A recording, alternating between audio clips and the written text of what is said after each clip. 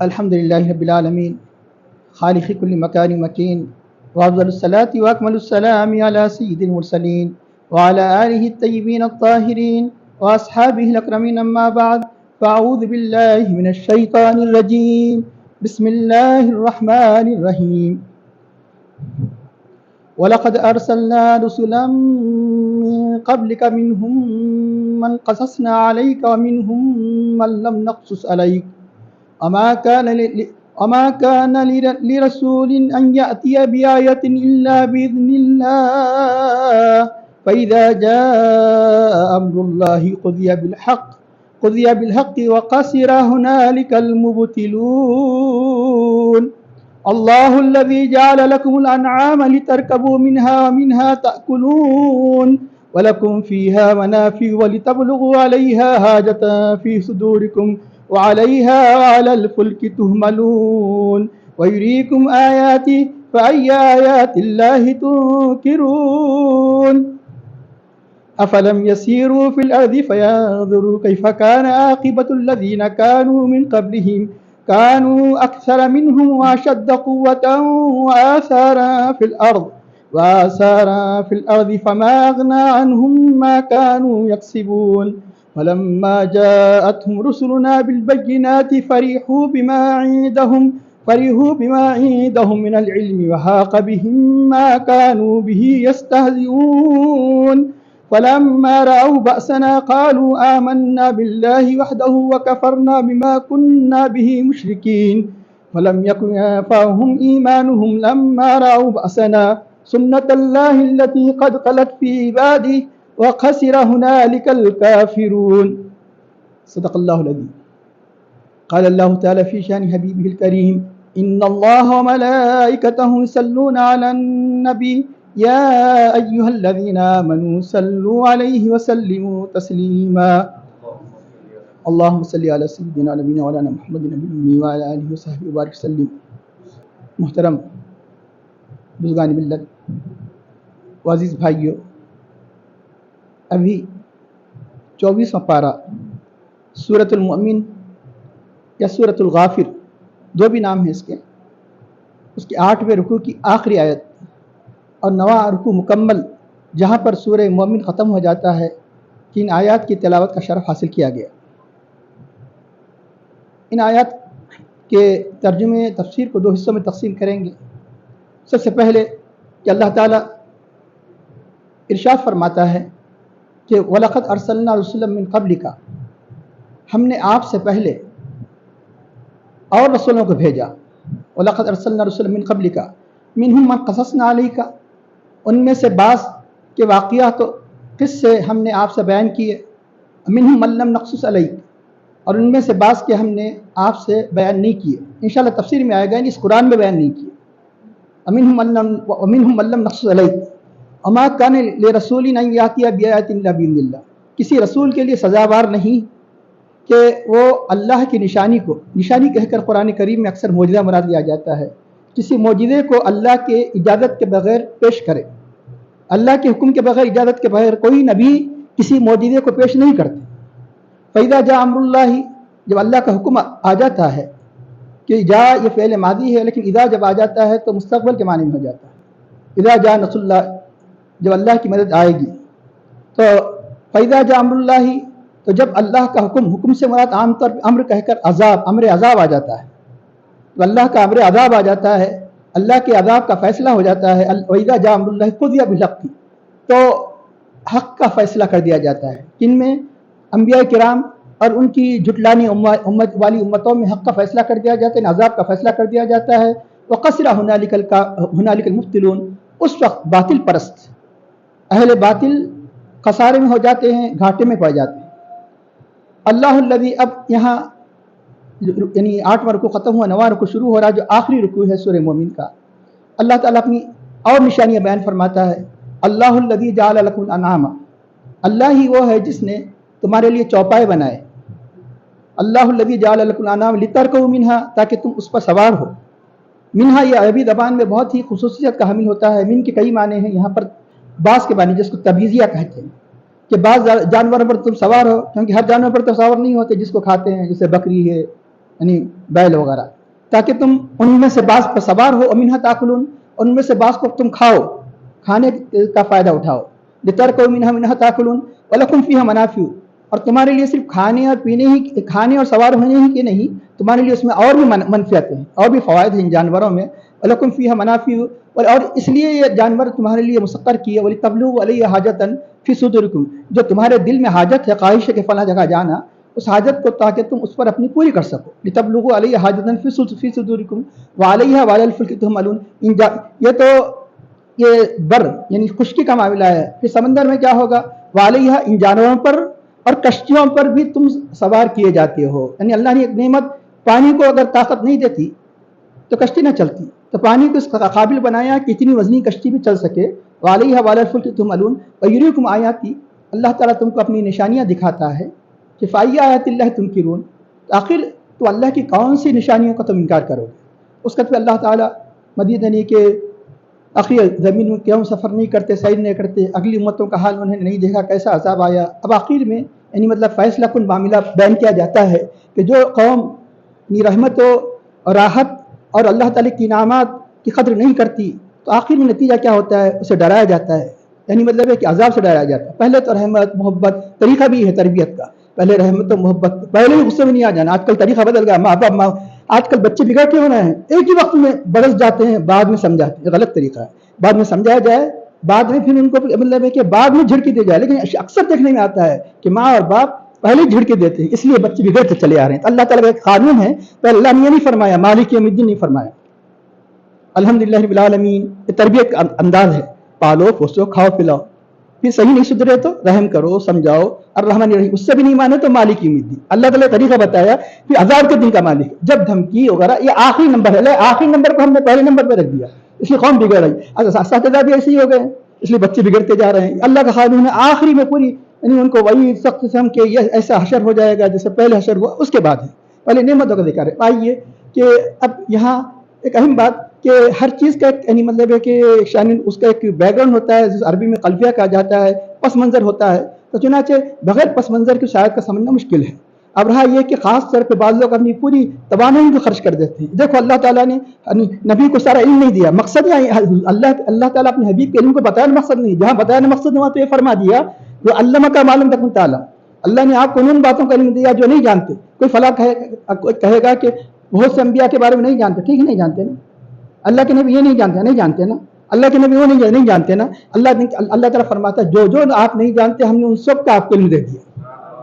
پھر اس آیت کا مطلب کیا ہے انشاءاللہ تعالیٰ تفسیر میں آئے گا، وَعَلَّمَكَ مَا لَمْ تَكُنْ تَعْلَمْ، تو چنانچہ اس کا بیک گراؤنڈ، اس کا پس منظر یہ ہے کہ کافر ہمیشہ یعنی مطلب ہے معجزات کو کھیل تماشا سمجھ لیے تھے، جب کبھی آتے تو فرمائش معجزات پیش کرتی ہے، صفا پروا جو پہاڑ ہے نا اس کو سونے میں تبدیل کر دو، نہریں جاری کر دو، باغات بنا دو، اس قسم کے یعنی مطلب ہے کہ اللہ تعالیٰ جانتا ہے کہ یہ مطلب حق کی تلاش کے لیے معجزات طلب نہیں کر رہے ہیں، اتنے معجزات دیے گئے وہ معجزات اسلام کے لیے کافی ہو جاتے ہیں۔ چاند کا ٹکڑا کیا جانا معمولی معجزہ ہے، جانوروں کا مطلب ہے کہ آپ کی مسخر کیا جانا، درختوں کا سلام بھیجنا، بے شمار سے معجزات ہے، یہی معجزات ان کے لیے کافی ہے۔ اس سے بڑھ کر یہ کہ جن کو اپنی زبان دانی پر ناز تھا، کتاب اللہ یہ سب سے بڑا معجزہ تھا، یہی یعنی معجزہ ان کے لیے ایمان کے لیے کافی تھا۔ لیکن دوسرے انبیاء کرام کے جیسے وہ لوگ یعنی مطلب کہ ان کی امتیں اپنے انبیاء کو ستاتے تھے، کہتے تھے کہ یہ معجزہ کرو، یہ معجزہ پیش کرو، تو چنانچہ اس نبی کے ساتھ بھی ایسے ہی کیا، وہ کیا کرتے تھے، تو فرمایا کہ اللہ تعالیٰ فرماتا ہے کہ ہم نے،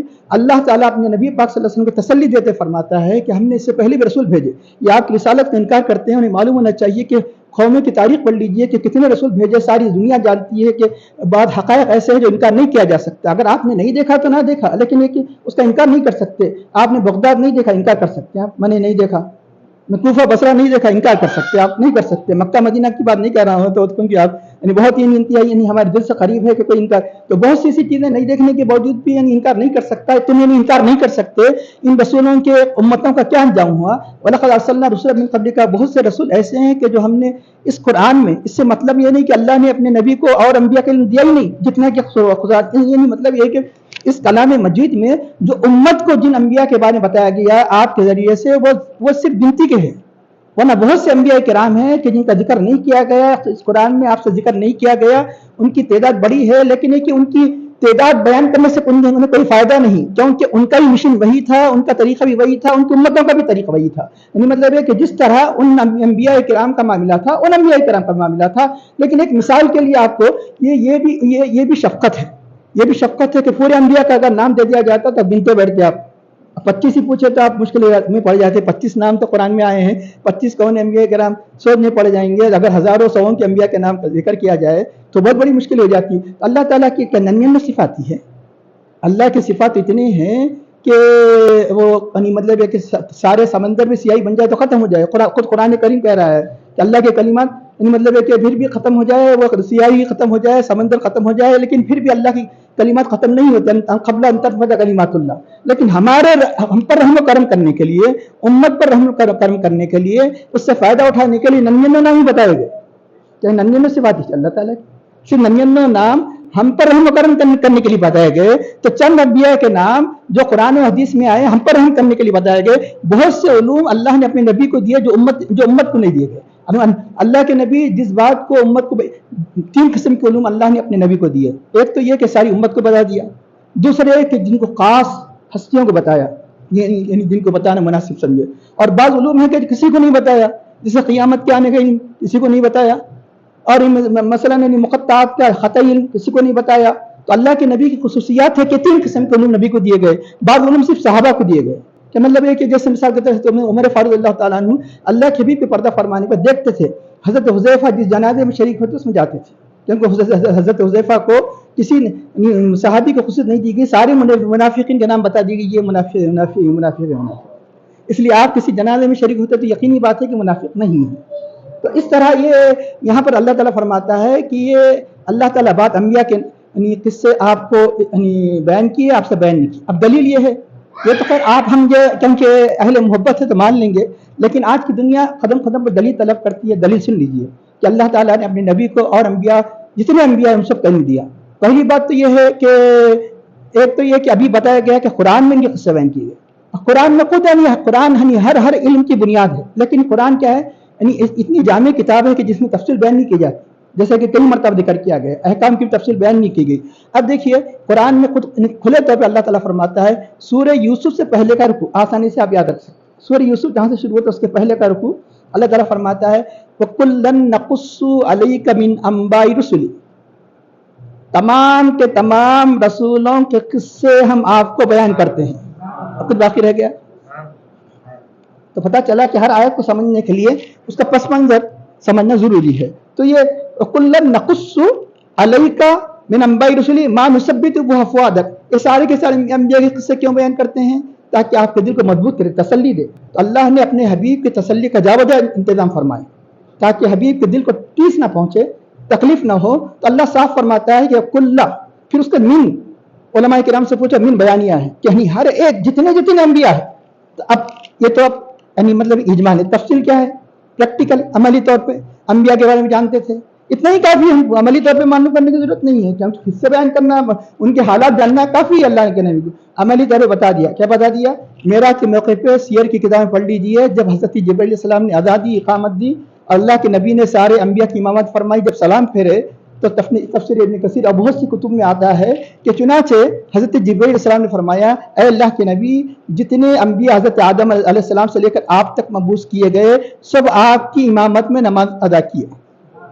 سارے کے سارے انبیاء کہ جتنے انبیاء آئے سب آپ کی امامت میں نماز ادا کیے. تو یہ ایک دلیل تھی کہ سارے انبیاء کو نہ علم دیا گیا بلکہ ان سے ملاقات بھی فرمائی. اسی صفحہ ہستی پر عالم ارواح میں نہیں، یہ ملاقات عالم ارواح نہیں، زمین کے اندر نہیں. یہ بھی پتہ چلا کہ انبیاء کرام جب چاہے زمین پر اللہ کی مشیت سے ظاہر ہو سکتے ہیں.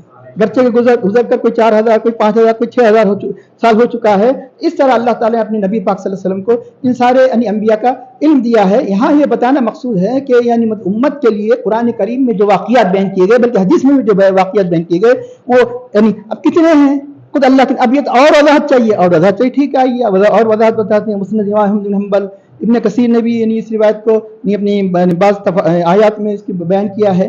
حضرت ابو ذر رضی اللہ عنہ سے روایت مشہور ہے اور حضرت ابو لبابہ سے بھی روایت مشہور ہے کہ حضرت ابو ذر رضی اللہ تعالیٰ عنہ نے اللہ کے نبی سے پوچھا کہ یا رسول اللہ کہ انبیاء کتنے ہیں، ان کی تعداد کیا ہے؟ آپ نے 1,24,000. اسی بنا پر ہم یہ کہتے ہیں کہ 1,24,000 انبیاء ہے. 1,24,000 रसूल कितने हैं? रसूल यानी जिनको नई शरीयत दी गई या सहीफ़े किताब दिए गए तो उनका रसूल कहा जाता है। नबी यानी जो अपने माक़बल नहीं रसूल की जो शरीयत पर अमल पैरा कराने के लिए, जैसे बेशुमार अंबिया किराम हम एक ही वक्त में बनी इसराइल हुआ करते थे, सबको नई किताबें नहीं दी गई, सबको नई शरीयत नहीं दी गई, वो मूसा अलैहिस्सलाम ही यानी तौरेत पर अमल करवाने के लिए उन्हें भेजा जाता था। तो चुनाचे इस तरह यानी मतलब है कि बताया गया कि रसूलों की तादाद कितनी, तो अल्लाह के नबी ने फरमाया 313। फिर हम क्यों ना ऐसा ईमान लाए कि हम 1,24,000 पर ईमान लाए? इसलिए कि बाद वक़्त ऐसा होता है कि अक़ायद के मामले में यानी क़तई रिवायत को तरजीह दी जाती है। किसी का भी कोई किसी रावी के बारे में इख्तिलाफ हो जाता है तो मसाइल पैदा हो जाते हैं। इसलिए ईमान का मामला नाजुक है। ईमान ऐसा ना लाए हम 1,24,000 पर ईमान लाते हैं, जितने जितने अंबिया अल्लाह ने तूने भेजा हम सब पर ईमान लाते हैं। ईमान लाने का तरीका यह है, अब रहा है कि मालूमात के लिए कि आखिर उनकी अंबिया की तादाद कितनी है। बताया गया कि उन अंबिया की तादाद 1,24,000 है, जिनमें रसूल 313 है। अल्लाह अब रहा है कि अब अल्लाह ताला यहाँ पे क्या मतलब बरकतन ये भी बता दूं कि उन अंबिया का नाम भी कोशिश करूँगा, हो सकता है एक छूट जाए तो तफासिर में आप देख ले कि 25 अंबिया किराम का जो अल्लाह ने नाम कुरान करीम में जिक्र किया। हज़रत आदम अलैहिस्सलाम, हज़रत इदरीस अलैहिस्सलाम, हज़रत नूह अलैहिस्सलाम, हज़रत हूद अलैहिस्सलाम, हज़रत सालेह अलैहिस्सलाम, हज़रत इब्राहीम अलैहिस्सलाम, हज़रत लूत अलैहिस्सलाम, हज़रत इस्माईल अलैहिस्सलाम, हज़रत इसहाक़ अलैहिस्सलाम, हज़रत याक़ूब अलैहिस्सलाम, हज़रत यूसुफ़ अलैहिस्सलाम, हज़रत अय्यूब अलैहिस्सलाम, हज़रत शुआइब अलैहिस्सलाम, हज़रत मूसा अलैहिस्सलाम, हज़रत हारून अलैहिस्सलाम, हज़रत यूनुस अलैहिस्सलाम, हज़रत इलियास अलैहिस्सलाम, हज़रत यसा अलैहिस्सलाम, हज़रत ज़ुल्किफ़्ल अलैहिस्सलाम, हज़रत दाऊद अलैहिस्सलाम, हज़रत सुलैमान अलैहिस्सलाम, हज़रत ज़करिया अलैहिस्सलाम, हज़रत यहया अलैहिस्सलाम, हज़रत ईसा अलैहिस्सलाम, हज़रत सय्यदना मुहम्मद मुस्तफ़ा सल्लल्लाहु अलैहि वसल्लम सल्लल्लाहु अला नबीना वसल्लम। ये अंबिया किराम के नाम जिक्र किए। अब अंबिया नाम किराम के जो नाम जिक्र किए उनमें बाद अंबिया ऐसे हैं कि जिनकी तफासिल हमको नहीं मालूम, अल्लाह ही बेहतर जानते हैं। अल्लाह ने कि रसूल बेहतर जानते हैं, अल्लाह ने दिया। जैसे हज़रत यसा जिसके बारे में तफासिल नहीं मालूम, नाम कुरान में जिक्र बहिश्त नबी आया है। बाद अंबिया के बास के बारे में इख्तिलाफ आया है कि जैसे बताया गया कि हज़रत खिज़र का नाम तो नहीं आया लेकिन उनका वाक़या तफसील से आया है। बास के नाम जिक्र नहीं किए गए, वाक़यात है। तो चुनाचे बास का नाम है, उनकी तफासिल हमें नहीं मालूम। तो चुनाचे जिनके तफासिल तो मालूम है लेकिन यह कतई नहीं कहा जा सकता। तो हज़रत उज़ैर अलैहिस्सलाम के बारे में भी इख्तिलाफ किया गया कि अल्लाह के नबी है नहीं, इसलिए बाद लोगों ने उस 25 शुमार, बाद में 28 शुमार किए। अगर इख्तिलाफ को क़तई नज़र करके हज़रत खिज़र अलैहिस्सलाम को शुमार कर लिया जाए, हज़रत उज़ैर सर बाद लोगों ने 28 कहा, लेकिन मशहूर मारूफ रिवायत यह है कि 25 अंबिया किराम है। 3 के बारे में इख्तिलाफ है, जैसे हज़रत खिज़र अलैहिस्सलाम और हज़रत क्या बोलते अपने अभी जिक्र किया गया कि उज़ैर, हज़रत उज़ैर, जैसे कुरान में उनका नाम भी आया है, क़ालतिल यहूद उज़ैरुल्लाह, यहूदियों ने कहा कि उज़ैर अल्लाह के बेटे हैं, नसारा ने ईसाइयों ने कहा कि हज़रत मसीह ईसा अलैहिस्सलाम अल्लाह के बेटे हैं। अब रहा यह कि बाद अंबिया किराम का नाम नहीं लिया गया, लेकिन उनके नबी होने का रिवायात से कतई सबूत मिलता है, लेकिन ये कि उनके वाक़यात कुरान करीम मौजूद है। इशारा किया हज़रत हिज़्क़ील अलैहिस्सलाम, हज़रत शमूएल अलैहिस्सलाम के जिनका जिक्र कुरान करीम मिलता है, और हज़रत मूसा अलैहिस्सलाम के जो फ़तह का जिक्र किया, यूशा अलैहिस्सलाम जो मूसा अलैहिस्सलाम के बाद अल्लाह के नबी हुए। इस तरह और बाद अंबिया ऐसे हैं कि जिनकी तरफ इशारे किए गए, लेकिन उनका नाम कुरान करीम में जिक्र नहीं किया गया। तब आइए अल्लाह ताला इरशाद फरमाता है कि अब ये जो फरमाइशी मौजिज़ात यानी जो ये कह रहे हैं कि ऐसा कर दीजिए वैसा कर दीजिए, अल्लाह ने 15 पारे में इसकी तफसील बयान फरमाई सूरह बनी इसराइल। काफिरों ने कहा कि क़ालू लन नु'मिना लका, हम आप पर ईमान नहीं लाएंगे, यहाँ तक कि आप चश्मे बहा दो, आप जन्नत बागात बना दो, यहाँ तक कि आप हमारे आंखों के सामने आसमान में चढ़ जाओ। यानी मतलब नबूवत खेल तमाशा नहीं है कि ये सिर्फ ये सिर्फ ठट्टा मजाक उड़ाने के लिए इस किस्म के फरामीश मुजाहिदात करते हैं। वमा कान रसूल, किसी रसूल के लिए सजावार नहीं है क्या अल्लाह के हुक्म के बगैर, अल्लाह की इजाज़त के बगैर किसी मोजिज़े को पेश करे। अल्लाह बेहतर जानता है, अल्लाह अपनी मशीयत को खूब जानता है कि किस किस्म के मोजिज़ात को काफिरों को बताया जाए, किस किस्म के मोजिज़ात न बताया जाए। वमा कान रसूल अन यातिया बिआयातिन इल्ला बिइज़्निल्लाह। अब रहा है तो सब जानते हैं कि अल्लाह के नबी की ज़ात में, हमारे नबी पाक सल्लल्लाहु अलैहि वसल्लम में अल्लाह ताला ने सारे अंबिया के मोजिज़ात जो फ़र्दन थे, उन सब को मजमूई तौर पर एक नबी की ज़ात में जमा फरमा दिया कि सारे जामिउल मोजिज़ात है आपकी ज़ात खुद अल्लाह ताला ने बुरहान बनाई, मोजिज़ा बनाया। जैसा कि تمام اولیاء کے مختلف قسم کے کراماتوں کو ایک ذات میں جمع کر دیا، جن کو سید الاولیاء کہا جاتا ہے، حضور غوث پاک رضی اللہ عنہ ذات کریمہ ہے، کہ سارے اولیاء میں جو الگ الگ کرامتیں ہیں، ان سارے کرامتوں کو اگر کسی ذات میں جمع کر دیا گیا تو ان کے سر پر اولیاء کے سیادت کا تاج رکھ دیا گیا، جس سے ساری دنیا حضور غوث آدم کے نام سے یاد کرتی ہے۔ تو چنانچہ اب اللہ تعالیٰ فرماتا ہے کہ اللہ کا ایک قانون ہے، پھر کیوں نہیں بتاتا اللہ تعالیٰ؟ جو انبیاء سے معجزات کی فرمائش کی جاتی ہے اس لیے نہیں بتاتا، اللہ کا قانون ہے فرمائش معجزے کے طلب کے بعد اگر قوم ایمان نہیں لاتی تو اس قوم کو ہلاک کر دیا جاتا۔ اللہ کا مقصود ہے یہ کہ قوم کو ہلاک نہ کیا جائے۔ امت محمد کچھ تھوڑے سے پیریڈ کے لیے نہیں بھیجا گیا، ورنہ ہم نہیں رہتے اب تک، ہمیشہ کے لیے بھیجا گیا۔ ہمیشہ کے لیے بھیجا گیا تو ایسے فرمائش معجزات کی تکمیل نہ کی جائے، کیوں؟ اللہ کا قانون ہے کہ جب کوئی قوم اپنے نبی سے کوئی معجزے کی فرمائش کرتی ہے، وہ امت نہیں مانتی تو امت کو ہلاک کر دیا جاتا ہے۔ ما قبل کے انبیاء صالح علیہ السلام سے اونٹنی کو طلب کیا گیا تو چنانچہ ان کو ہلاک کر دیا گیا جب انہوں نے انکار کیا۔ اور انبیاء کرام کے معجزات دیکھ لیجئے، انہوں نے کہا کہ آسمان سے جنت سے دسترخوان اتر جائے تو اللہ نے فرمایا ٹھیک ہے اتاروں گا، میں جو انکار کرے گا ایسی سزا دوں گا، آج تک کسی نے پورے عالمین کسی کو سزا نہیں دیا۔ پڑھ لیجئے، اللہ تعالیٰ ارشاد فرماتا ہے قال اللہ انی سورہ نساء، قال اللہ انی منزل علیکم، اس دسترخوان کو میں اتاروں گا۔ قال اللہ انی منزل علیکم فمن یکفر بعد منکم، کہ تم میں سے کوئی اس کا انکار کرے گا، فإنی اعذبہ عذاب لا اعذبہ احد من العالمین، کسی قوم کو بھی ایسی سزا نہیں دی گئی، ایسا عذاب نہیں دیا گیا، ایسی سزا دوں۔ کیسا کیا ہوا؟ جب اس کے منکر ہو گئے، جب اس کی ناشکری کرنے لگے تو وہ قوم، جس قوم نے کیا اس بنی عیسیٰ علیہ السلام کی، ان کو خنزیر بنا دیا گیا، تفاصیل پورے کے پورے خنزیر بنا دیے گئے، روتے رہے، آنکھوں سے آنسو بہاتے رہے، تو 3 دن کے اندر مر گئے۔ کسی کو بندر بنا دیا، کسی کو خنزیر بنا دیا گیا۔ اللہ نے اپنے حبیب پاک صلی اللہ علیہ وسلم کے بارے میں فرمایا ما قال اللہ لیعذبہم وانت فیہم، کہ جب کہ آپ ان میں جلوہ فرما ہے، آپ رحمت العالمین ہیں، ان کے ہوتے ہوئے اس قوم پر عذاب کو نازل نہیں فرمائے گا۔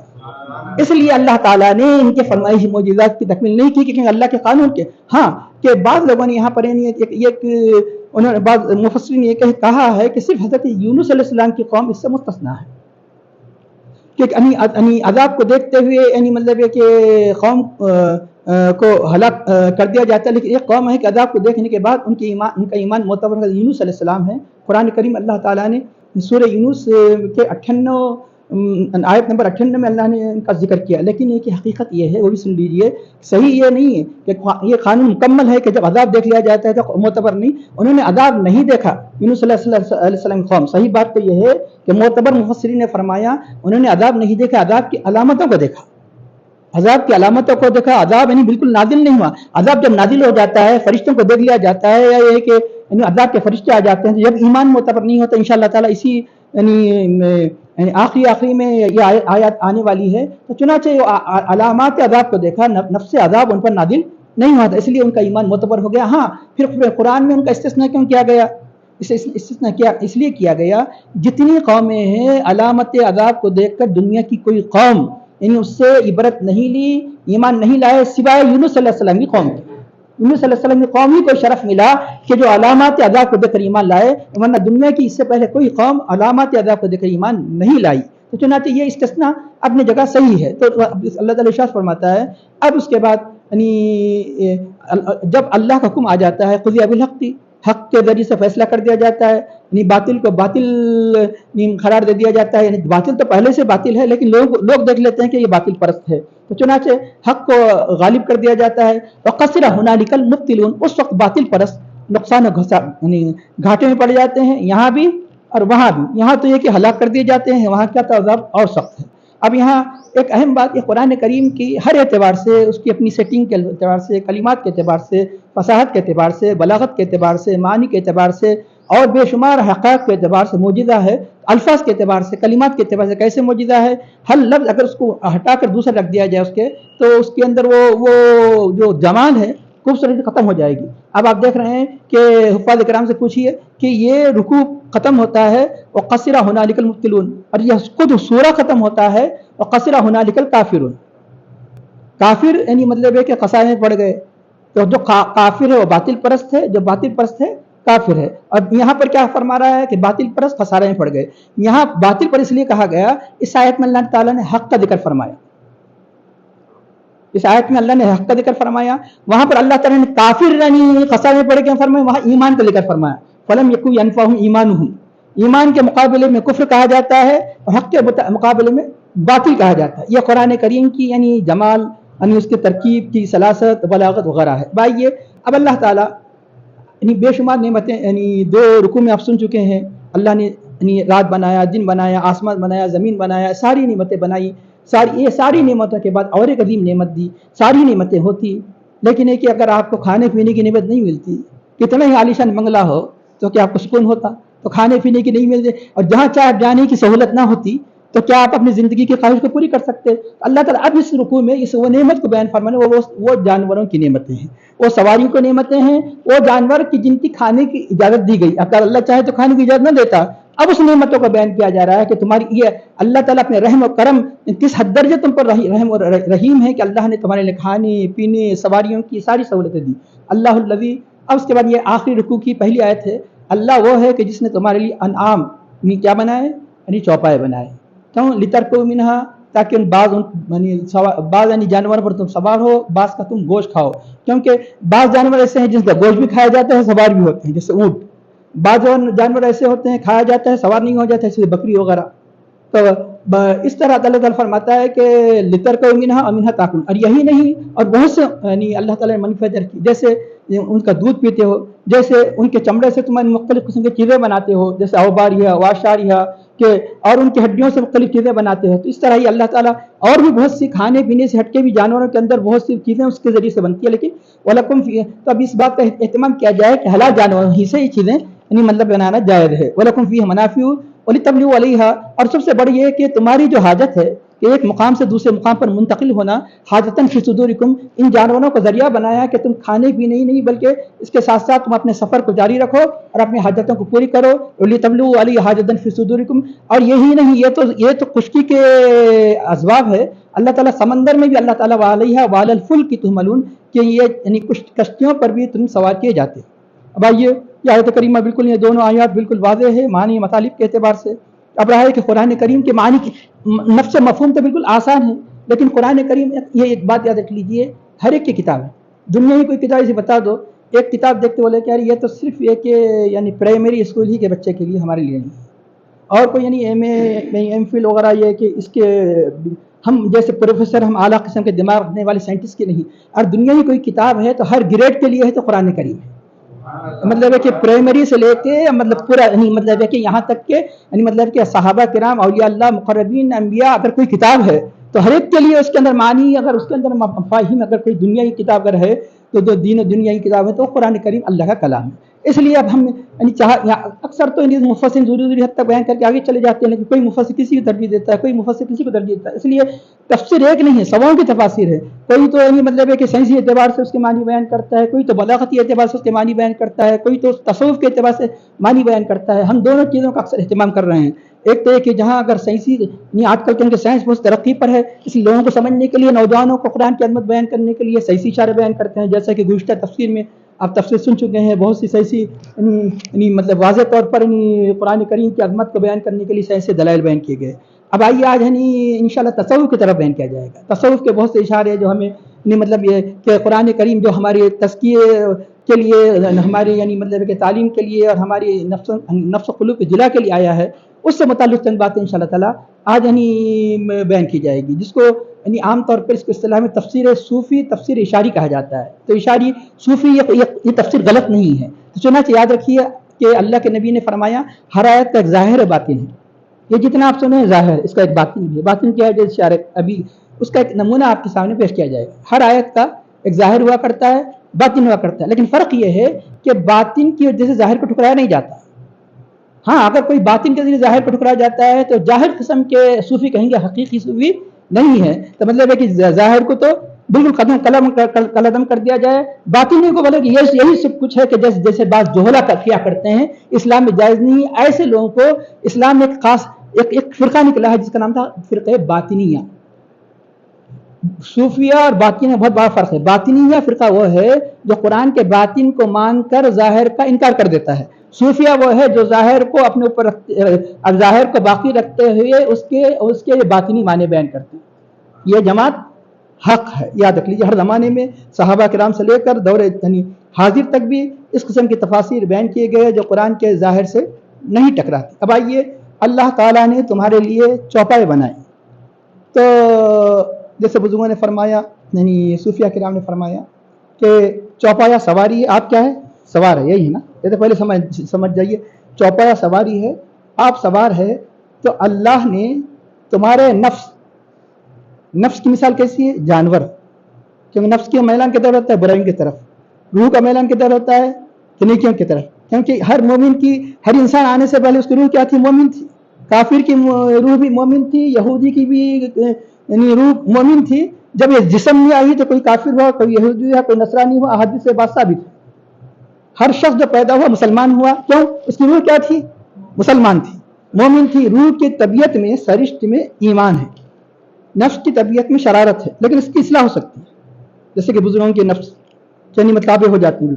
تو چنانچہ اب یہ اس میں بتایا گیا کہ جس طرح یہ چوپایوں کو تمہارے لیے سواری بنایا، تو اللہ نے تمہارے نفس کی جن کی مثال بہیمت یعنی چوپائے حیوانیت، اس کو، اس نفس کو سواری بنایا تمہارے روح کی جو اولوی درجہ رکھتی ہے.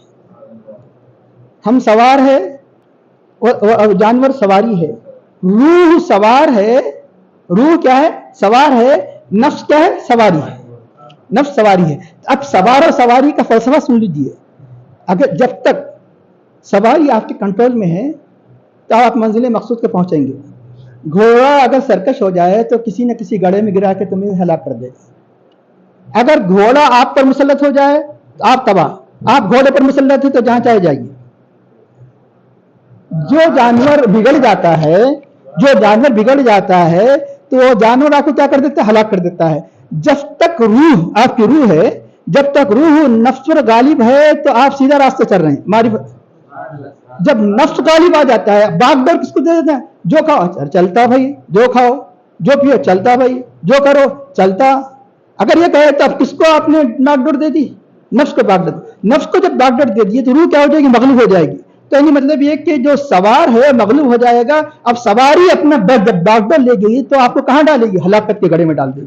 آخر میں تباہی گڑھے میں ڈال دے گی. تو اس لیے بتایا گیا کہ اب رہا یہ کہ جب سوار جیسے گھوڑے پہ جاتا ہے تو سواری کرنے کے لیے، شکار کرنے کے لیے، شکار کہتے ہیں جیسے عربی میں ہدف اور انگلش میں ایم کہتے ہیں. آپ کا ایم کیا ہونا چاہیے؟ خالی سواری اندر نہیں جا رہے تھے، پاگل بن کی علامت ہے. نہیں جا رہا ہوں بھائی. ارے کہاں جا رہے؟ جا رہا ہوں. پھر عقل مند آدمی کا ایک ہوتا ہے. ایم کیا ہے کہ اللہ نے یہ جو نفس کی سواری دیا ایک کس لیے؟ ایم ہے کہ معرفت حق کے راستے کو طے کرے. معرفت حق یہ ایم ہے، یہ ہدف ہے. اللہ تعالی کی معرفت، اللہ قرب ہدف ہے. اس ہدف کو چھوڑ کر ادھر ادھر ہے مطلب ہے کہ آپ بھول بھلیوں کو دیکھتے بیٹھ جائیں گے تو آپ پھر اپنے جا نہیں سکیں گے. دلی جا رہے ہیں، جانا ہے 2 دن کے اندر ہے، رستے میں ارے باغ اچھا دکھا رک گئے، وہاں وہ چمن اچھا دکھ گئے، نہر اچھا دکھ گئے تو آپ دلی نہیں پہنچ سکتے. 1 مہینہ لگ جاتا ہے. ایسے نہیں پھر ایک اپنے منزل مقصود کو نہیں پہنچ سکتے. تو یہ تمام بھول بھلیوں کو چھوڑ کر اپنے مقصود کو سامنے رکھے. یہ مقصد ہے. اب ایک اہم بات بتا دوں، اللہ کا انعام دیکھیے کہ اللہ تعالیٰ کا اب یہ سمجھ میں نہیں آ رہا. کیوں؟ جو چیز نعمت جب زیادہ مل جاتی ہے تو سمجھ میں نہیں آتا. جو جس اب صبح شام یعنی مطلب سورج طلوع ہو رہا، سمجھ میں نہیں آ رہا. ورنہ باہر نکلتے الحمدللہ بولنا، باہر نکلتے الحمدللہ بولنا کہ جب سورج یعنی کی روشنی ختم ہو جائے، اگر خدا نہ خواستہ یعنی دن میں سورج نہ نکلے گا تو جب اس کی اہمیت معلوم ہو جائے گی. جب اس کی اہمیت، جو نعمت ہم زیادہ استفادہ کرتے ہیں تو اس کی اہمیت معلوم نہیں ہوتی. چوپا میں بیٹھے کیا بات ہے؟ ارے کیا بات نہیں کہ اللہ نے گھوڑے کو، اللہ نے اونٹ کو، اللہ نے بیل کو کیا تم سے بڑھ کے طاقت نہیں دی؟ تو اگر وہ سرکش ہو جائے تو تمہیں ہلاک نہ کرے. پھر کیسا مسخر ہوا؟ یہ اللہ تعالیٰ کے مسخر کرنے کی وجہ سے ہوا. اللہ تعالیٰ نے مسخر کیا تو مسخر ہوا، ورنہ کوئی جانور مسخر نہیں ہوتا. اب سن لیجیے فلسفہ، سن لیجیے. اللہ نے بعض کو طاقت دی، جرت نہیں دی. اللہ کا بڑا انعام ہے. اللہ نے بعض کو جرت دی، طاقت نہیں دی. جتنے جانور ہیں، اونٹ، گھوڑا وغیرہ، اللہ نے طاقت ضرور دی، بیل وغیرہ کو جرت نہیں دی.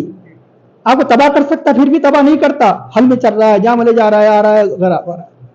اب مچھر کو اللہ نے جرت دی لیکن طاقت نہیں دی. طاقت دی تو رات صبح تک ہلاک ہو جاتی.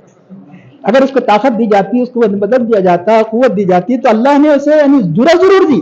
اچھے اچھے بڑے بڑے آدمی بھی، کتنا ہی بڑا فلاسفر ہو، کتنا ہی بڑا سائنٹسٹ ہو، سب دماغ میں دم کر دیتا ہے. تو لیکن ہے کہ اس کو طاقت نہیں دی. تو ایسے بہت سے حشرات اللہ وغیرہ ہے کہ جن کو ضرورت تو دیا گیا، اتنی ضرورت دی گئی کہ جانوروں کو ضرورت نہیں دی گئی. جن کو ضرورت دی گئی، طاقت بھی دی گئی، آپ کو مسخر نہیں کیا گیا آپ کی حفاظت کے لیے، انہیں درندے بنا دیا گیا، جنگل میں چھوڑ دیا گیا. جن کو ضرورت بھی ہے، چیتا شیر وغیرہ ضرورت بھی ہے، طاقت بھی ہے، وہ آپ کے کام کے نہیں بنائے گئے، انہیں درندہ بنا دیا گیا، ان کو مسخر نہیں کیا گیا. یہ اللہ کا انعام ہے. تو اللہ کے بے شمار انعامات میں سے انعام ہے. اس لیے سواری میں بیٹھنے کا کیا کرو، سبحان الذی سخر لنا ھذا وما كنا له مقرنین وانا الی ربنا لمنقلبون. کہ یعنی اس کی وہ ذات پاک ہے کہ جس نے ہمارے لیے سواری کو مسخر کیا. سبحان الذی سخر لنا ھذا وما كنا له مقرنین. ہم اس پہ قابو رکھنے والے نہیں تھے اگر اللہ تعالیٰ قابو عطا نہیں کرتا. وَإِنَّا إِلَىٰ رَبِّنَا لَمُنْقَلِبُونَ. ہم اپنے رب ہی کی طرف پلٹنے والے ہیں. اب بولیں گے کہ اب تو ہم نہ تو گھوڑوں پہ سوار ہو رہے ہیں، اونٹ پہ سوار ہو رہے ہیں. ٹھیک، آپ نہیں ہو رہے، دنیا کی بعض قومیں تو سوار ہو رہی ہے. آپ ٹھیک ہے بیٹری پہ سوار ہو، کار میں سوار ہو. یہ بتاؤ اگر پیٹرول کے اندر یہ کیفیت چلانے کی کس نے پیدا کی؟ یہ جو وائروں میں جو طاقت کس نے پیدا کی؟ جس طرح جانوں کو مسخر کیا. کہ مطلب یہ کہ آج سے یعنی ہزاروں سال آدمی نہیں کر سکا. اللہ نے کتنی بڑی اس زمانے کی، اس لیے اس زمانے والے تو بڑھ کے ہمیں اللہ کا شکر ادا کرنا. اس لیے زمانے والے تو پہلے زمانے سے بڑھ کر کتنی سہولتیں زمانے والے کو دی گئی. کسی زمانے والے کو بائک نہیں دی گئی، کسی زمانے والے کو ٹرین نہیں دیا گیا، جہاز نہیں دیا گیا، کسی زمانے والے کو یہ سہولتیں نہیں دی گئی. ہم تو قدم قدم پہ الحمدللہ کہیں، ہم تو قدم قدم پہ اللہ کا شکر ادا کریں، ہم تو قدم قدم پر اس کا شکر نہیں کہ نمازیں ادا کریں. ایسی نعمتیں جو دنیا کی جو نعمتیں ہیں، ایسی آسانیاں ہمیں جو فراہم دی گئی. تو اب چنانچہ کتنی اللہ نے راحت دے دی ہے کہ یہ اب رہا ہے کہ قرآن میں ہر چیز کا بیان ہے. ہاں ہر چیز کا بیان ہے. اب یہ اب اللہ تعالیٰ یعنی سورہ نحل 14 پارے میں ارشاد فرماتا ہے. پھر یہ آگے چل کے کیا ہونے والی تھی؟ یہ تو سواری اس وقت تھی. اب جو سواری ہیں مثال کے طور پہ جو مختلف قسم کے جو یعنی کمیونیکیشن کے جو ذرائع ہے اور ہے، اللہ نے اس کا بھی اشارہ فرما دی. یہی نہیں، آگے چل کے اور بھی پیدا کرنے والا اللہ تعالیٰ. وہ کون سے؟ وہ جہازوں کو پیدا کرنے والا ہے، ٹرینوں کو پیدا کرنے والا ہے، اور آپ کے یعنی بیگ کو پیدا کرنے. کہاں فرمایا؟ قرآن کریم اللہ تعالیٰ اسی طرح کا بیان کہ جانوروں کو پیدا کیا. اللہ نے فرمایا کہ وَلَكُمْ فِيهَا جَمَالٌ حِينَ لِتَرْكَبُوهَا زِينَةً وَيَخْلُقُ مَا لَا تَعْلَمُونَ. جانوروں کا ذکر کر کے وَالْأَنْعَامَ خَلَقَهَا لَكُمْ فِيهَا دِفْءٌ وَمَنَافِعُ وَمِنْهَا تَأْكُلُونَ. اس کا اللہ تعالیٰ آگے چل کے فرماتا ہے یہی نہیں وَيَخْلُقُ مَا لَا تَعْلَمُونَ. اللہ تعالیٰ ان سواریوں کو پیدا کرے گا جو تم نہیں جانتے. وہ عرب نہیں جانتے تھے، آگے چل کے یہ سواریاں پیدا ہونے والی اللہ نے پہلی بیان فرما دی. یہ تو صرف جانور ہی نہیں، آگے چل کے اللہ تعالیٰ وہ بھی پیدا کرے گا جو تم نہیں جانتے. اس وقت لوگ نہیں سمجھ سکتے تھے کہ آخر وہ کیا چیز ہے، کہ اللہ کے اولیاء سمجھتے تھے، اللہ کے مقرب بندے کہ ایسی ایسی چیزیں ہونے والی ہے.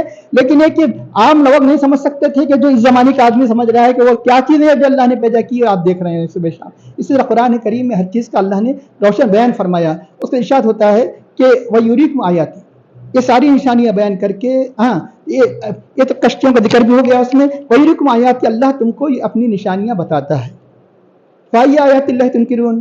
اللہ کی تم کس نشانی کا تم انکار کرو گے؟ اللہ اپنی ساری نشانیاں آپ سنتے آ رہے ہیں مسلسل، یعنی یہ تیسرا رکوع ہے نشانیوں کو. آخر تم اللہ کی کس نشانی؟ ایمان لانے کے لیے یہی اتنی نشانیاں کافی ہیں. اتنی ہی ایمان. اگر جو حد درمی پر اتر جائے تو اگر چاند کے 2 ٹکڑے بھی کر دے، سورج کو بھی پلٹا دے تو پھر بھی ماننے والا نہیں ہے. تو اللہ تعالیٰ یہ ساری نشانیاں، ایک تو آفاق میں جیسے سے پہلے بتایا گیا، ہوریزن میں یہ آسمان و زمین کے اندر بنائے گئے، ایک انفس میں خود اپنی ذاتوں میں اللہ نے بے شمار نشانیاں پیدا فرمایا ہے. آخر کس اللہ کی کس نشانیاں کا تم انکار کرو گے؟ ایک اہم بات میں آپ کے سامنے عرض کر دوں کہ جو نشانیوں کی بات آ گئی تو سمجھ لیجیے، سن لیجیے کہ نشانی کا مطلب ہے کہ یعنی عام طور پہ قرآن کریم میں معجزات وغیرہ کو نشانی کہا گیا. اللہ نے بے شمار انبیاء کے معجزات تمہیں بتایا. آخر تم کس نشانی کا انکار کرتے ہیں؟ معجزات کے علاوہ جو ہمیشہ کے لیے جو نشانیاں ہیں، کون سی نشانیاں؟ یہ آسمان و زمین کی نشانیاں بھی، جو نشانیاں بیان کی گئی یہ نشانیاں بھی ہے. آخر کس نشانی کا انکار کرتے ہو؟ ان ساری چیزوں میں سب سے عظیم نشانی کون سی ہے؟ آیت اللہ کون سی ہے؟ سب سے عظیم نشانی ہے انبیاء ہے، اس کے اولیاء ہے. سب سے عظیم نشانی ہے. کیوں؟ اس لیے کہ یہ جتنی نشانیاں ہیں، صفا مروہ نشانیاں ہیں، منی نشانیاں ہیں، من یعظم شعائر اللہ، یہ اللہ کے اولیاء انبیاء نشانی گر ہے، جس کو چاہے نشانی بنا دے. جب ان سے منسوب ہو جاتا ہے صفا مروہ کوئی بزرگ کا نام نہیں، صفا مروہ کسی ولی کا نام نہیں، صفا مروہ کسی فرشتے کا نام نہیں، کہ صفا مروہ کو اللہ نے نشانی فرمایا ومن یعظم شعائر اللہ ان الصفا والمروہ من शाइरिल्लाह, सफ़ा मरवा अल्लाह की निशानियों में से है, तो क्योंकि इसकी निस्बत नबी से भी नहीं, फरिश्ते से भी नहीं, रसूल से भी नहीं, अल्लाह की औलिया से है, हज़रत हाजरा से है, अल्लाह ने निशानी बना दिया। सिर्फ अंबिया ही नहीं, औलिया भी निशानी है, औलिया भी बल्कि सबसे बड़ी निशानी है, क्योंकि अभी बताया गया सिर्फ निशानी ही नहीं, ये निशानी बनाने वाले हैं, ये निशानगर है ये। तो चुनाचे वयुरीक वायाती, इसलिए दुनिया के चीज़ों को देखकर जैसे एक आदमी ईमान लाता है, इससे बढ़कर अंबिया औलिया को देखकर ईमान लाता है। इसलिए हज़रत ख्वाजा गरीब नवाज़ रहमा हिंदुस्तान की धरती पर मतलब कि कदम रखने से लेकर अजमेर तक 90 लाख लोग मुसलमान हुए। ये कितनी बड़ी निशानी है, इतनी बड़ी निशानी है कि जिसका बयान नहीं। सारी निशानियों से बढ़कर अगर कोई निशानी है तो अंबिया औलिया इसलिए है कि एक अल्लाह के वली की वजह से लाखों लोग इस्लाम लाए। ऐसे बेशुमार मिसालें हैं कि मतलब ऐसे सख्त दिल के जिनके अंदर मतलब थोड़ी सी भी मतलब है कि उनके अंदर नरमी आने की तवक्को नहीं थी, इन्हीं औलिया की वजह से उनके दिलों में तब्दील हो गई है। आज सारी दुनिया में जो इस्लाम का मतलब है कि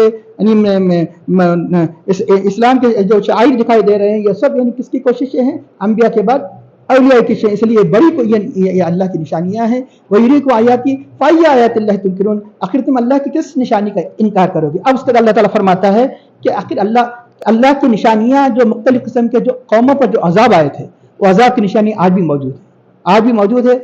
ये आखिरी जो हिस्सा है इंशाअल्लाह ताला उसका तर्जुमा करके उसकी तफसीर बयान की जाएगी कि औज़ु बिल्लाहि मिनश शैतानिर रजीम अफलम यसिरू फिल अर्दी, कि क्या वो ज़मीन में उन्होंने सैर नहीं किया, सफ़र नहीं किया? फ़यंज़ुरू, तो देखते कि कैफ़ काना आक़िबतुल लज़ीना मिन क़ब्लिहिम, कि उनका अंजाम कैसे हुआ जो उनसे पहले थे। कानू अक्सरा मिनहुम व अशद्द क़ुव्वतन व आसान फिल अर्दी, वो कौमें जो इससे पहले की कौमें थी वो उनसे बढ़कर, ये जो कुरैश इस उम्मत से बढ़कर मतलब है कि तादाद में थे। अक्सर वाशद क़ुव्वतन, क़ुव्वत में उम्मत मोहम्मदिया से बढ़कर क़ुव्वत में थे। ऐसी क़ुव्वत मतलब है कि इस उम्मत को जो क़ुव्वत दी गई, ताकत दी गई, माल ज़र ही नहीं बल्कि जिस्मानी क़ुव्वत, ऐसी ताकत इससे बढ़कर किनको दी गई? वो कौमों को दी गई। अशद क़ुव्वतन व आसान फिल अर्दी, ज़मीन में उनकी निशानियाँ, बड़े बड़े महल्लात वगैरह जो खंडन में तब्दीली हुई कि वो आसान फिल अर्दी। लेकिन ये सारी की सारी चीज़ें फमा अग़ना अन्हुम मा कानू यक्सिबून, जो कुछ कमाते थे ये उनके काम नहीं आया। ये बड़े बड़े मतलब है कि महल्लात, बड़े बड़े जो आसार निशानियाँ, उनकी ताकत काम नहीं आई, क्या वो तबाह तारात कर दिए गए। अल्लाह ताला इरशाद फरमाता है फलम्मा जाअतहुम रसूलुहुम बिल बय्यिनाति, जब उनके रसूल उनके पास निशानियाँ लेकर आए, बय्यिनात यानी खुली निशानियाँ, वाज़ेह निशानियाँ लेकर आए, फरिहू बिमा इंदहुम मिनल इल्मी, तो वो काफिर जो उनके पास इल्म था उस पर खुश थे कि बोले कि ये अंबिया वगैरह कुछ नहीं है, उनका इल्म कुछ नहीं है, उनकी तालीमात कुछ नहीं है, हम जो जानते अपने आबा अजदाद से ये सब कुछ है। अपने बातिल परस्त ख्यालात ही को इल्म समझने लगे। फरीमा इंदहुम इल्मी वहाका बिहिम मा कानू बिही यस्ताज़ीन, जिसके नतीजे में जिस बात की हंसी उड़ाया करते थे, अंबिया के तालीम और मैसेज की हंसी उड़ाया करते थे, तो इस हंसी ने इस हंसी के अजाब ने उनको घेर लिया। वहाका बिहिम मा कानू बिही यस्ताज़ीन, जिस बात की हंसी उड़ाया करते थे उसके अजाब ने उनको घेर लिया, इसी हंसी ने उनको हलाक कर दिया, तबाह कर दिया। इरशाद होता है कि फलम्मा राऊ बासना, हुआ क्या? फिर जब अजाब आ गया, फलम्मा राऊ बासना, जब उन कौमों ने हमारे अजाब को देखा, क़ालू, उन्होंने कहा आमन्ना बिल्लाहि वहदहु, हम अल्लाह ही वाहिद अकेली ज़ात पर हम ईमान ले आए। आमन्ना बिल्लाहि वहद, अल्लाह ही पर ईमान लाए जो अकेला है, तन्हा है। क़ालू, और जितने हम अब तक शिर्क किया करते थे उन सब का हम इनकार करते हैं। इन्ना कफ़रना बिमा कुन्ना बिही मुश्रिकीन, जितने अब तक, कब ये कहा? जब अजाब को देख लिया, अजाब को नाजिल होते देख लिया, अजाब के फरिश्तों को देख लिया, तो उन्होंने जब ये ऐलान किया फलम्मा राऊ बासना क़ालू आमन्ना बिल्लाहि वहदहु व कफ़रना बिमा कुन्ना बिही मुश्रिकीन, हम काफिर हो गए तमाम जिन जिन चीज़ों को अल्लाह के साथ शरीक किया करते हैं। क्या हुआ? उनके ईमान को कबूल नहीं किया गया। फलम यकुन यनफहुम ईमानुहुम, उनके ईमान ने उनको किसी किस्म का नफ़ा नहीं पहुँचाया। उनका ईमान लाना उनको अजाब से नहीं बचा सका, उनके ईमान को अल्लाह ने कबूल नहीं किया। फलम यकुन यनफहुम ईमानुहुम लम्मा राऊ बासना, जब उन्होंने हमारे अजाब को देखा। फलम यकुन यनफहुम ईमानुहुम लम्मा राऊ बासना सुन्नतल्लाहि लती क़द ख़लत फ़ी इबादी, अल्लाह की यही सुन्नत है, अल्लाह का यही तरीक़ा है। जितने बंदे उसके गुजर चुके हैं, यकीनन जो तरीक़ा वो है आगे भी यही रहेगा। सुन्नतल्लाहि लती क़द ख़लत फ़ी इबादी, अल्लाह का यही तरीक़ा रहा कि अज़ाब को देखकर किसी के ईमान को अल्लाह ने कबूल नहीं किया, उनका ईमान उनके लिए मोतबर नहीं हो सका। सुन्नतल्लाहि लती क़द ख़लत फ़ी इबादी व ख़सिर हुनालिकल काफ़िरून, उस सूरत में काफिर घाटे में पड़ गए, खसारे में पड़ गए, हलाक हो गए।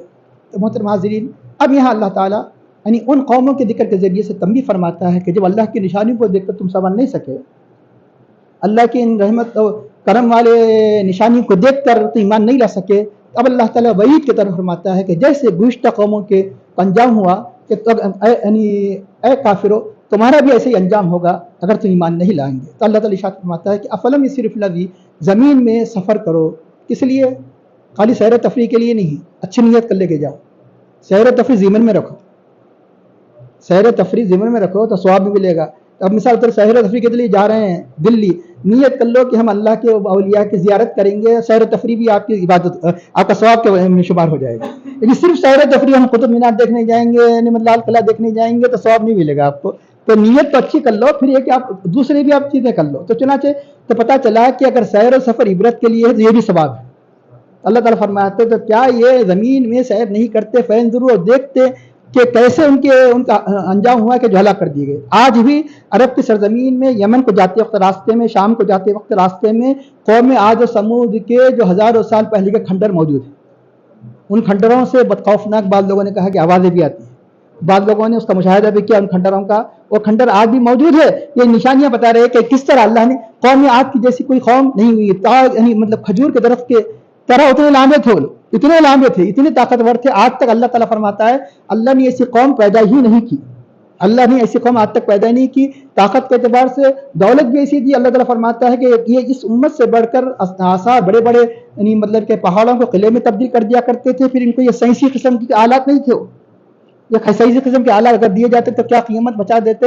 یہ خصوصی قسم کے آلات، یہ سارے ذرائع نہیں ہونے کے باوجود بھی وہ پہاڑوں کو بڑے بڑے محلات میں تبدیل کر دیا کرتے تھے. اور ایسے دولت مند تھے. ایسی دولت اس امت کو نہیں دی گئی. اس امت میں کوئی قارون جیسے دولت مند پیدا نہیں ہوا. تو چنانچہ قارون کے خزانے کی کنجیاں اونٹ اٹھایا کرتے تھے. کنجیوں کا عالم تھا تو خزانے کتنے نہیں تھے، لیکن پورے خزانے کے ساتھ زمین میں دھسا دیا گیا. شداد جو جنت جیسی یعنی مطلب ایک خوبصورت یعنی سونے چاندی وغیرہ موتیوں کا محل بنایا تھا جس کو خود نہیں دیکھ سکا. نہ کوئی امت میں شداد جیسا نہ پیدا ہوا، نہ اس امت میں کوئی قارون جیسا پیدا ہوا، نہ قوم عاد وغیرہ اور دوسری قوموں کی طرح قد آور طاقتور یعنی قومیں پیدا ہوئی، یعنی ایسی قومیں نہیں پیدا ہوئی. تو چنانچہ یعنی اب رہا یہ کہ کیوں ایسی سی بڑی بڑی یعنی قومیں جو قوت کے اعتبار سے، طاقت کے اعتبار سے، دولت کے اعتبار سے، تو کیا ان کی دولت انہیں کام آئی؟ کیا ان کی طاقت انہیں کام آئی؟ تو جس طرح یہ اتنے بڑے قداور، اتنے بڑے طاقت ہونے کے باوجود ان کی دولت کام نہیں آئی، تو یہ ان کی دولت کہاں کام آئے گی؟ یہ ان کا اپنے دولت ناز کرنا، یہ ان کا اپنی صلاحیتوں پر ناز کرنا کیوں کا کام آئے گا؟ تو اللہ تعالیٰ اس کے ذریعے سے اللہ تعالیٰ فرماتا ہے عبرت لینے کے لیے تم سفر کرو. ایک اہم بات کہ لوگ کیا کرتے ہیں، ایک روایت عام طور پر اکثر آپ جاتے ہیں تو جب اللہ کے حبیب صلی اللہ علیہ وسلم کی زیارت کے لیے تو عموماً یہ وسوسے ڈالے جاتے ہیں کہ حدیث میں آیا کہ 3 مقامات ہی کے لیے سفر کے لیے اپنی سواریاں باندھو.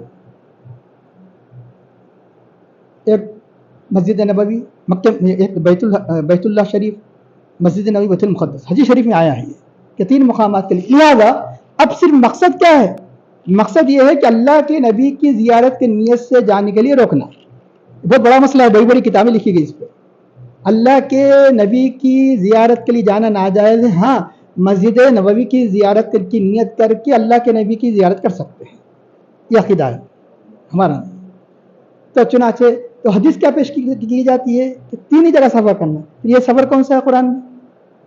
ابھی یہ سفر کا ذکر کیا ایک نہیں بے شمار. تو پتہ چلا استثناء اسی سے ہوتا ہے کہ جس کا ذکر ہوتا ہے. استثناء مسجد کا مسجد سے ہوگا، کسی اور مسجد کو ثواب کی نیت سے جانا یعنی مطلب تمہارے لیے جائز نہیں ہے. سارے دنیا کی مسجدوں کا ثواب ہے. کوئی مکہ مسجد جا کے نماز پڑھ رہا ہو، نماز کا زیادہ ثواب ملے گا، تو تم یہ محلے کی مسجد جو ہے یہاں جو پڑھیں گے اتنا ہی ثواب ملے گا، یہ مکہ مسجد کا ثواب نہیں ملے گا. لیکن اگر دنیا کی کوئی مساجد ہے کہ جہاں پر خاص طور پہ سفر کی نیت سے جا کر نماز پڑھیں گے، اگر اس کا ثواب زیادہ ہے تو وہ مسجد حرام ہے، مسجد نبوی، بیت المقدس. مسجد حرام کا آخری ثواب 1 لاکھ، مسجد نبوی مختلف روایت ہے آخری ثواب 50,000، مسجد بیت المقدس کا 25,000. کسی اور مسجد کی یہ خصوصیت نہیں ہے. تو چنانچہ مسجد کا اتنا اگر ایسے ہی مان لیا جائے تو پھر علم کا سفر، احادیث کریمہ میں علم میں جانے کے لیے سفر کے جو فضائل سب ختم ہو جائیں گے. تو محض یہ کہ اللہ کے نبی کی ذات کو نشانہ بنانا نعوذ باللہ گستاخی ہے. تو اب رہا یہ کہ ہاں نہیں کیونکہ ثواب زیادہ، نیت اچھی کرو نا آپ، کیونکہ 50,000 سے تو 50,000 یقیناً بہت بڑا ثواب ہے. مسجد نبوی کی نیت سے جاؤ، لیکن یاد رکھو کہ اللہ کے حبیب کے زیارت کی نیت یہ محبت کی بنیاد ہے. یہ محبت کی بنیاد پر سفر کرنا. تو محبت کے لیے محبت کی ثواب کی کوئی حد بندی نہیں، چاہے تو اللہ تعالیٰ 1 لاکھ 2 لاکھ دے دے، اس سے بڑھ کر دے دے۔ یقیناً یہاں حد بندی ہے کہ 50,000، لیکن اللہ کے حبیب صلی اللہ علیہ وسلم ہی کی محبت، ذات کی محبت کی وجہ سے کوئی جاتا ہے پھر مسجد نبوی کے بھی ثواب حاصل کرتا ہے۔ یقین اس ثواب کی کوئی حد بندی نہیں ہے، مسجد نبوی کے ثواب کی حد بندی ہوگی، مسجد حرام کے ثواب کی حد بندی ہوگی، اور بیت المقدس کے ثواب کی حد بندی ہوگی۔ افلم یسیروا فی الارض فینظروا کیف کان عاقبۃ الذین من قبلہم، یہی نہیں یہ پتہ چلا عبرت کے مقامات پر جانا، دیکھنے کے لیے، عبرت لینے کے لیے جانا جب ثواب ہے، جہاں اللہ کی رحمتیں نازل ہوتی ہیں ان مقامات پر جانا بھی ثواب ہے۔ اس لیے انبیاء اولیاء کے مزارات کی زیارت کرنا بھی ثواب کی بات ہے۔ کیوں؟ اللہ کی رحمتیں نازل ہوتی ہے۔ جب یہاں جانا عبرت کے لیے جب ثواب ہوگا تو وہاں جانا تو یقیناً ثواب ہوگا۔ اس لیے حضرت امام شافعی کوئی مسئلہ حل نہیں ہوتا تو کہاں جاتے تھے؟ امام شافعی مسئلہ حل نہیں ہوتا تو حضرت امام اعظم علیہ السلام کے قبر مبارک پہ جاتے، وہاں پر انہیں بتایا جاتا ہے کہ ان کی محبت میں یعنی رفع دین بھی نہیں کرتے، جو مسلک ہے شوافیہ کا۔ کیوں؟ تو یہ جانتے ہیں کہ زندہ ہے، یہ جانتے ہیں زندہ ہے، شرم آتی ہے کہ وہاں جا کر میں اپنے مسلک پر عمل کروں، وہاں جا کر اپنے مسلک پر عمل کروں۔ فرق یہ ہے ہم بھی جاتے ہیں اولیاء کیسے اس لیے جاتے ہیں، نوکری نہیں مل رہی، کا مطلب ہے کہ بچے کی طبیعت خراب ہے، ہماری طبیعت خراب ہے۔ اللہ کے اولیاء جاتے تو دینی مسائل کے حل کے لیے جاتے تھے، فرق اتنا ہے۔ تو وہ جاتے اگر کہیں فقہ کا مسئلہ حل نہیں ہوتا تو اس نیت سے جاتے، گرچہ کہ یہ بھی جانا ناجائز نہیں ہے، مطلب ہے کہ ان کے وسیلے سے دعا کیا جائے، لیکن مقصد اعلیٰ رکھو، مقصد یہ رکھو کہ اللہ تجھے اپنی اس ولی کے ذریعے سے میری محبت عطا فرما دے، مقصد اعلیٰ رکھو، اے اللہ اس کے ذریعے سے اپنا قرب عطا فرما دے، اے اللہ اس ولی کی زیارت کی برکت سے ہمیں معرفت عطا فرما دے۔ اب یہ ذیلی چیزیں ہیں کہ جا کے یہ بھی مانگ لو کہ اللہ تعالیٰ یہ میری صحت کو عطا کر دے، میری پریشانی کو دور کر دے، لیکن مقصد یہ بھی بنا رہے ہیں کہ بس ایسا ہو جائے ویسا ہو جائے۔ مقصد اعلیٰ رکھو تو اللہ سے چھوٹی چھوٹی چیزیں خود بخود آتی ہے، جب چھوٹی چیزوں کی نیت کی جاتی ہے تو اعلیٰ اس میں داخل نہیں ہوتا۔ تو افلم یسیروا فی الارض فینظروا کیف کان عاقبۃ الذین من قبلہم کانوا اکثر منہم واشد قوۃ وآثارا فی الارض فما اغنی عنہم ما کانوا یکسبون۔ تو ان کی دولت، ان کی طاقت، ان کی محنت، یعنی جو کچھ انہوں نے کیا کام نہیں آیا۔ اس کے بعد اللہ تعالیٰ ارشاد فرماتا ہے کہ فلما جاءتہم رسلنا بالبینات، جب ہمارے رسول نشانی لے کر آئے، بینہ کہتے ہیں نشانی کو، تو اب آیت بھی نشانی کے معنی ہیں، تو آیت یعنی اس سے بڑھ کر اگر یعنی مطلب ہے کہ جس سے نشانی کے اندر اتنا زور پایا جاتا ہے کہ مانے بغیر کوئی چارہ نہیں، سرنڈر ہوئے بغیر چارہ نہیں، تو چنانچہ اس کو بینہ کہا جاتا ہے۔ اس کو کیا کہا جاتا ہے؟ بینہ۔ جیسے مثال کے طور پر کہ حضرت موسیٰ علیہ السلام کو اللہ نے جو 9 نشانیاں دی، ان میں 2 نشانیاں سب سے بڑے عصا ید بیضا، اسے کیا کہا جاتا ہے؟ صرف آیت ہی نہیں، آیت کے ساتھ ساتھ بینہ کہا جاتا ہے۔ اللہ نے کیا فرمایا؟ وَلَقَدْ آتَيْنَا مُوسَىٰ 9 آیات بینات، اللہ نے آپ کو 3 یعنی کھلے نشانیاں دی، آیات بھی فرمایا اور بینہ بھی فرمایا۔ تو چنانچہ یعنی اس لیے 80,000 جادوگر اس معجزے کے سامنے سرنڈر ہو گئے، جھک گئے، ایمان لا لیے۔ تو بینہ اتنے عظیم معجزے کو بینہ کہا جاتا ہے۔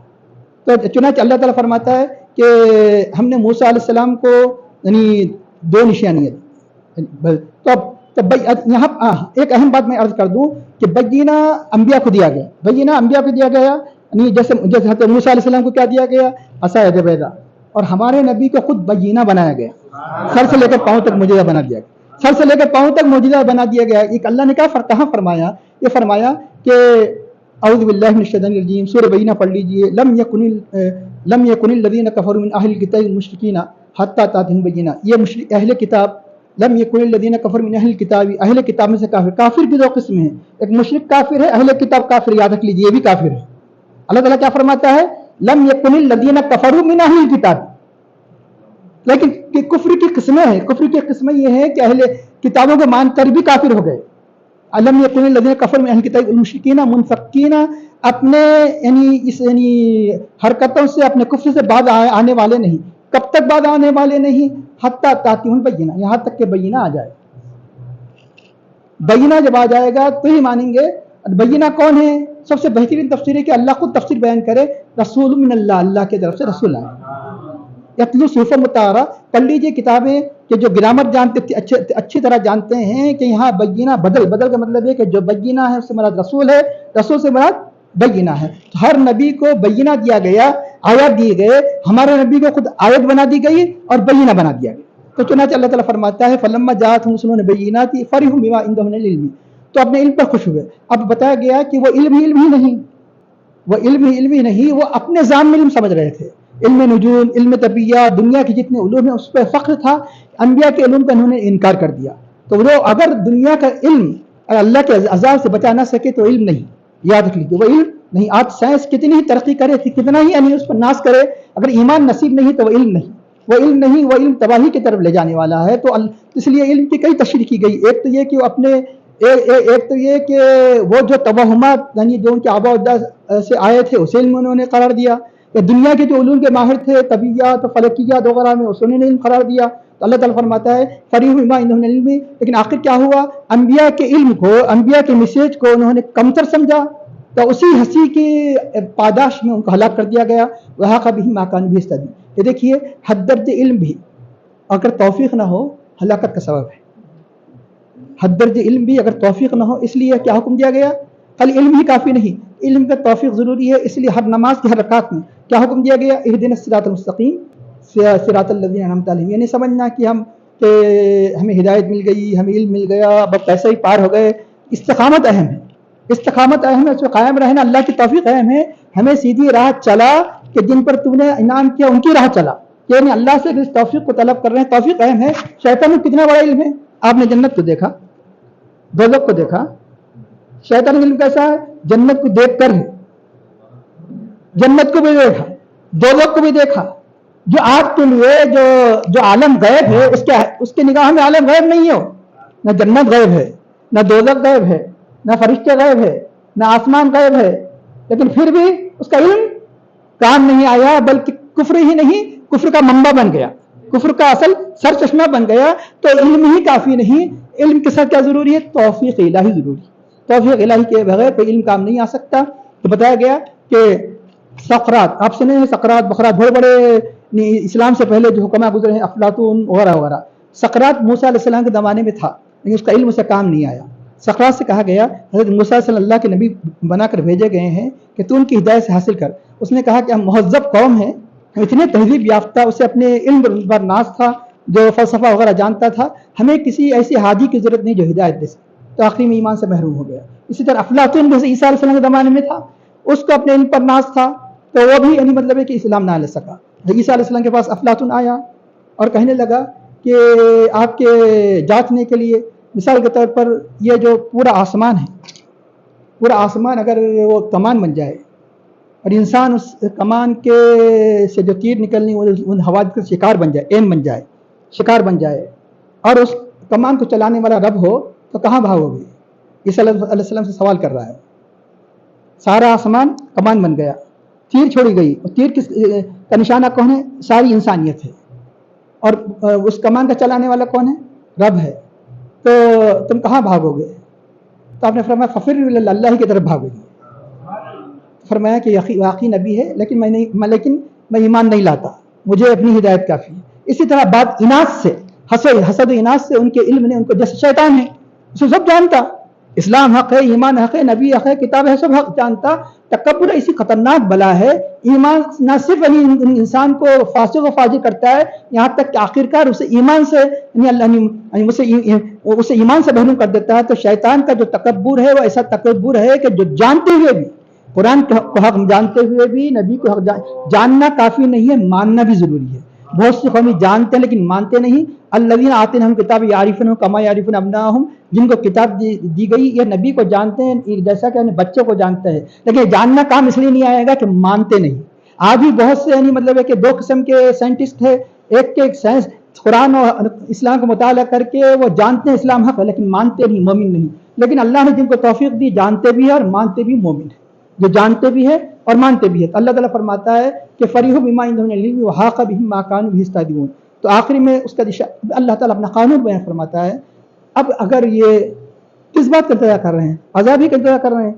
عذاب آنے کے بعد یہ کہیں گے کہ ہم ایمان لے آئے، ان کا ایمان ہم قبول نہیں کریں گے، ان کا ایمان انہیں جہنم سے نہیں بچا سکتا. یہ اللہ کا قانون ہے.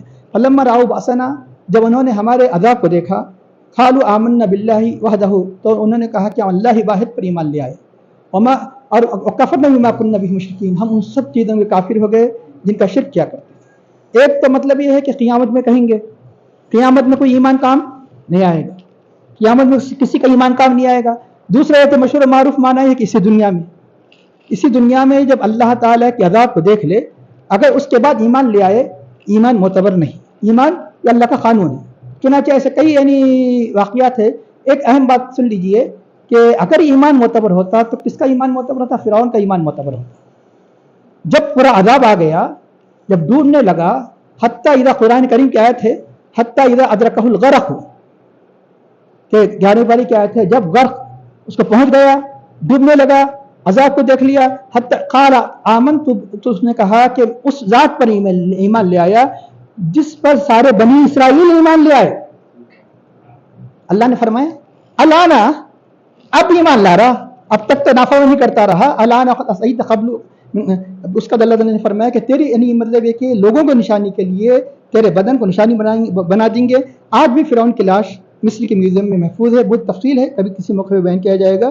تو چنانچہ اب اس طرح یہ اگر فرعون بھی کیا ہو جاتا؟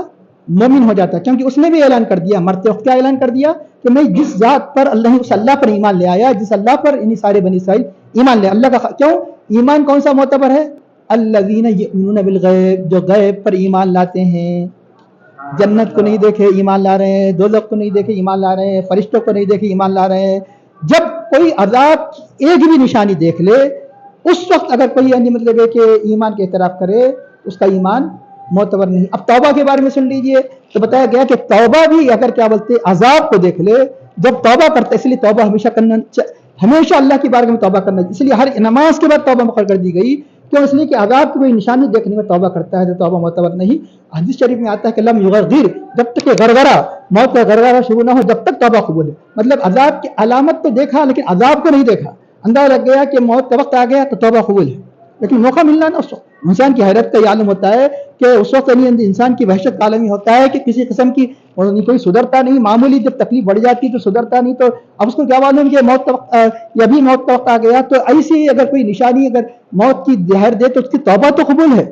لیکن جب کوئی عذاب کا مطلب ہے کہ کسی قسم کے عالم غیب کی کوئی چیز دیکھ لیتا ہے، فرشتوں کا آنا جانا دیکھ لیتا ہے، تو اس وقت اس کی توبہ قبول نہیں ہوتی۔ اس لیے ہر وقت ہر آن اللہ کی بارگاہ میں رجوع ہونا چاہیے۔ کہاں اللہ نے فرمایا وَلَيْسَتِ التَّوْبَةُ لِلَّذِينَ يَعْمَلُونَ السَّيِّئَاتِ حَتَّى إِذَا حَضَرَ أَحَدَهُمُ الْمَوْتُ، جب موت کا وقت آ جاتا ہے، قال اس کہتا ہے انی تبت الآن، میں توبہ کرتا ہوں، اب معتبر نہیں۔